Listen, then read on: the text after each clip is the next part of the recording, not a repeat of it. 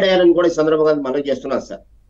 Okay okay voluntary వ్యవస్థకు సంబంధించి అంటే సౌజన్య గారు వారికి చెప్పండి. మొత్తం అందరూ ప్రజలందరి డేటా ఉంది, మొత్తం సమస్త సమాచారం మొత్తం కూడా సేకరించిన నేపథ్యంలో ఇలా గనక వారిని ప్రైవేటు సైన్యంగా తయారు చేసుకొని ప్రభుత్వ జీతంతో ప్రజాధనంతో ఇవాళ వారి పార్టీకి సేవలు ఇంతకాలం సేవలు పొందారు. అట్లాగే ఇప్పుడు కూడా సరే బ్రేక్ ఇచ్చినప్పటికీ 2 నెలల పాటు ఆ తర్వాత సమస్త సమాచారం అయితే వారి దగ్గరే ఉంది కదా. రేపు ఎన్నికల్లో ఇలా వాడుకోవడం ఇదంతా కూడా ఇబ్బంది కలిగించే విషయమే కదా ఇతర పార్టీలన్నిటికీ. అలా మీకు అలానే ప్యానల్ ఉన్న సభ్యులందరికీ కూడా గుడ్ ఆఫ్టర్నూన్ అండి. ఇక్కడ చాలా మంచి డిబేట్ తీసుకున్నారండి ఈ రోజు మీరు. ఎందుకంటే ఇది భవిష్యత్తులో చాలా ప్రమాదకరం. వాలంటీర్లు అనే విషయం వస్తే అటేమో రేపు నోటిఫికేషన్ వచ్చిన తర్వాత వాళ్ళని విధుల నుంచి తొలగిస్తాము, బ్రేక్ ఇస్తామని చెప్తున్నారు. అంటే వాళ్ళు ప్రైవేట్ వ్యక్తులు అయిపోతే వాళ్ళ ఇష్టం వచ్చినట్టుగా ఎవరికైనా మద్దతు ఇచ్చుకోవచ్చు అనే అంశం ఉంటుంది. అంటే ప్రతిపక్షాలు మేము ఫైట్ చేసి వాళ్ళు వాలంటీర్లు అని చెప్పినా కూడా అక్కడ ఉపయోగం ఉండదు. వాళ్ళ విధుల నుంచి ఉండరు కాబట్టి. కానీ వాళ్ళ విధుల్లో ఏదైతే సమాచారం సేకరించారో ప్రతి ఒక్కటి కూడా వాళ్ళ దగ్గర ఎంతో కొంత, అంటే వాళ్ళు ఫోన్స్ లో తీసుకున్నప్పటికీ కూడా వాళ్ళు నిత్యం వాళ్ళతో టచ్ లో ఉన్న పరిస్థితుల్లో వాళ్ళ యొక్క కుటుంబ నేపథ్యాలు ఏంటి, ఆర్థిక పరిస్థితులు ఏంటి, ఎన్ని పూర్తి స్థాయిగా వాళ్ళకి అవగాహన ఉంది కాబట్టి మ్యానిపులేట్ చేసే పరిస్థితి ఖచ్చితంగా ఉంటుంది. ఇక్కడ ముఖ్యంగా ప్రతిపక్షాలుగా మాకు చాలా సవాల్ లాంటిదండి ఈ విషయం. అది నేను డైరెక్ట్ గా చెప్తున్నా, సవాల్ లాంటిది. దాన్ని ఫేస్ చేయాలంటే ఖచ్చితంగా బూత్ ఏజెంట్లు ఎవరైతే ఉన్నారో ఆ బూత్ ఏజెంట్లు, జనసేన బూత్ ఏజెంట్లు, టీడీపీ బూత్ ఏజెంట్లు కలిసి కూర్చొని ఈ వాలంటీర్లని కట్టడి చేయకపోతే కొన్ని ఇబ్బందికర పరిస్థితులు ఉంటాయి అనేది అనడంలో మనం ఏమి ఇబ్బంది పడాల్సిన అవసరం లేదు, ఉంటాయి. కానీ ఇక్కడ ప్రజల్ని మనం దృష్టిలో పెట్టుకోవాలి. అలాగే వాలంటీర్లు కూడా చాలా మంది వాళ్ళకి ఇచ్చే 5,000 జీతం, ముందు వాలంటీర్లు అంటే గవర్నమెంట్ ఉద్యోగాలు పూర్తి స్థాయిగా అని చెప్పి అనుకున్నారు.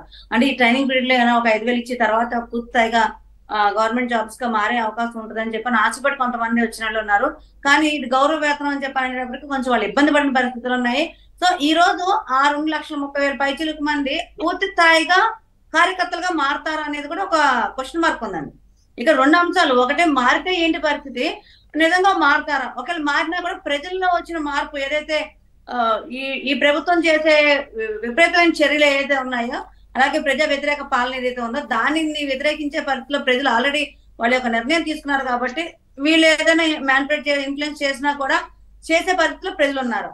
లేదు, వాలంటీర్లు మాత్రం వాళ్ళు కూడా భవిష్యత్తు చూసుకుంటారు కదా. ఇప్పుడు 2 సంవత్సరాల తర్వాత, 2 నెలల తర్వాత వీళ్ళు మళ్ళా విధుల్లోకి రావాలి అంటే ఇదే 5,000 జీతం ఉంటుందా, లేకపోతే ఇంకా పెరిగే ఒకవేళ పెరిగితే ఈ ప్రభుత్వం వస్తే, వైసీపీ ప్రభుత్వం వస్తే మళ్ళా మనల్ని మభ్య పెడతారేమో, 5,000 జీతం అని చెప్పి మళ్ళా సేవకులు అంటారేమో, ఈ సేవరత్న వాటి వరకే పరిమితం చేస్తారేమో అని చెప్పని వాళ్ళకే ఆలోచన ఉంది. కాబట్టి పూర్తి స్థాయిగా పాజిటివ్ నెగిటివ్ 2 ఆలోచిస్తే మాత్రం 2 రకాలు కూడా చాలా జాగ్రత్తగా ఉండాల్సిన పరిస్థితి. రెండో రకం అయితే మాత్రం వాలంటీర్లు కూడా చాలా మార్పు వచ్చిందండి. ఎందుకంటే వాళ్ళు కూడా ఒక జనరల్ లో ఏదైతే మనకి కరెక్ట్ గా ఇవ్వాల్సిన చట్ట ప్రకారం, లేబర్ యాక్ట్ ప్రకారం అలా అయితే వారిలో కూడా చాలా మెజారిటీ బయటికి వచ్చి మమ్మల్ని తొలగించేందుకు మేము ఒప్పుకోము, ఏ తప్పు చేసాము, ఎందుకు తొలగిస్తారని కూడా అడగాల్సి ఉంటుందేమో. కానీ వీరు ఆ డబ్బులు మేమే ఇస్తాం, మీరు పని చేయకపోతే అసలుకే ఏదో ఒక రకంగా కారణం సాగు చూపి తొలగిస్తారేమన్న భయం కూడా వారిలో ఉంటుంది కదా. లేదండి, ఇక్కడ తొలగిస్తామని భయం వాళ్ళకి ఉండదు. ఎందుకంటే వాళ్ళకి తెలుసు పూర్తిగా ఇక్కడ ఏం జరుగుతుంది అనేది. వాళ్ళు ఇంకా జీతం పెంచమని అడుగుతారు. ఏదైతే లేబర్ యాక్ట్ ప్రకారం మనకి మినిమం పే ఉందో ఆ పే మాకు ఇవ్వాల్సిందిగా వాళ్ళు కోరుతున్నారు. అంతేగాని తీసేస్తారు. ఒకవేళ తీసినా కూడా ఆ కారణాలు చెప్పి పే పెంచమనే వాళ్ళ మెయిన్ ఎజెండాగా ఉంది తప్పితే ఈ 5,000 మీద మాత్రం పూర్తి స్థాయిగా వాళ్ళు స్టాండ్ తీసుకోవట్లా. ఒకవేళ పెంచకపోతే కనుక ఈ ప్రభుత్వాన్ని దించేసే క్రమంలోనే ఈ 2,30,000 మంది పనిచేస్తారనేది కూడా వాళ్ళు చెప్పడం జరిగిందండి. కొంతమంది వాలంటీర్లు, కొంతమంది వాళ్ళు పూర్తి స్థాయిగా వ్యతిరేకంగా ఉన్నారు, ఆల్రెడీ ఇప్పుడే వ్యతిరేకంగా ఉన్నారు. కానీ గతి లేని పరిస్థితిలో వాళ్ళు ఈ పని చేస్తున్నారు. కొంతమంది ఆల్రెడీ ఎలాగో చెప్పేది వైసీపీ కార్యకర్తలు అని చెప్తున్నారు కాబట్టి కొంతమంది అనుకూలంగా పనిచేస్తున్నారు. ఇక్కడ పూర్తి స్థాయిగా మనం అర్థం చేసుకోవాల్సింది ఏంటంటే, రేపు ఒకవేళ ఆ 2 నెలలు బ్రేక్ ఇచ్చిన పరిస్థితుల్లో నెక్స్ట్ కంటిన్యూషన్ ఎలా ఉంటుంది, ప్రభుత్వాలు రేపు సంకీర్ణ ప్రభుత్వం ఏర్పడిన తర్వాత వాళ్ళ పరిస్థితి ఏంటి అనేది ఆలోచించుకుంటారు. లేదు అంటే ఒకవేళ వైసీపీ అంటే అసలు ఏంటి అనేది ఆలోచిస్తారు. దాన్ని బట్టే వీరి యొక్క కార్యాచరణ అన్ని వేలిచ్చినప్పటికీ, లేకపోతే కుక్కర్లని ఏయో కొన్ని వార్తలు మనం వింటా ఉన్నాం. కుక్కర్లు ఇస్తున్నారని స్థానిక ఎమ్మెల్యేగా అభ్యర్థి నేనే అనుకున్న వాళ్ళు ఆల్రెడీ ఇప్పటికే చర్చలు మొదలు పెట్టారు. ఆ నియోజకవర్గంలో ఎంతమంది అయితే వాలంటీర్ ఉన్నారో వాళ్ళందరితో కూడా చర్చలు మొదలు పెట్టి ఇంత బేరం ఆడుకునే పరిస్థితి కూడా వచ్చేసారు అని చెప్పని మనం వార్తలు వింటా ఉన్నాం. సో దాని వరకు కూడా మనం ఆలోచిస్తే వాలంటీర్లు ఆ స్థాయిగా వాళ్ళకి వర్క్ చేస్తారా, ఇదే క్వశ్చన్ మార్క్ అండి.